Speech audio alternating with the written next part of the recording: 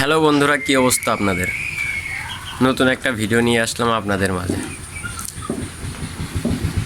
আজ বেশ কিছুদিন ধরে দেখতে পাচ্ছিলাম আমার মুরগির ঠান্ডা লেগেছিল। তো মুরগির ঠান্ডার জন্য আমি কী ওষুধ দিলাম মুরগিকে। সবসময় প্রাকৃতিক ওষুধ দিয়ে কাজ হয় না, মাঝে মাঝে কৃত্রিম কিছু ব্যবহার করতে হয়। তো মুরগির ঠান্ডার জন্যে আমি ব্যবহার করেছি ডক্সিএভেট। এই পাউডারটা আপনি মুরগির পানির সাথে সকাল সকাল দিবেন। খাবার দেওয়ার আগে সবসময় আগে পানি দিবেন। পানির সাথে ওষুধটা দিলে মুরগির শরীরে কার্যকারিতা বেশি হয়। তো এই পাউডারটা কিভাবে ব্যবহার করবেন আর কি। এ জায়গায় 10 গ্রাম পাউডার থাকে। 10 গ্রাম পাউডার আপনি 10টা ভাগে বিভক্ত করবেন। 10টা ভাগে বিভক্ত করার পরে প্রতি লিটারে 1 গ্রাম করে দিবেন।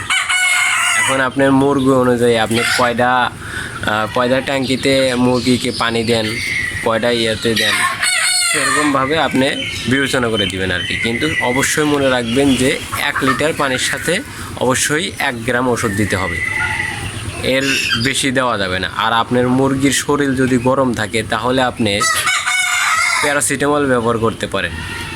সেটা আপনি ভেটেরিনারি দোকান থেকে ফার্স্টে ভেট নিতে পারেন, কিংবা আপনি মানুষের যে প্যারাসিটামলটা আছে ওইটা ব্যবহার করতে পারেন। ওটা 500 পাওয়ারের একটা ট্যাবলেট সবসময় 3 লিটার পানির সাথে দিবেন। 3 লিটার পানির সাথে একটা ট্যাবলেট দিবেন। একটা ট্যাবলেট দিলে কি হবে, ওই পানিটা মুরগি খেলে মুরগির জ্বর হবে না আর কি। তো ওই পানিটা সচরাচর কয়দিন খাওয়াবেন সেটা অবশ্য জানতে হবে। ওই পানিটা আপনি 3 দিন দেবেন, 3 দিনের বেশি দিবেন না। আর ডক্সিএভেটটা সবসময় 5 দিনের উপরে দিবেন না, কারণ এটা হচ্ছে একটা অ্যান্টিবায়োটিক ওষুধ। তো 5 দিন দেওয়ার পরে আবার কিছুদিন গ্যাপ দিবেন।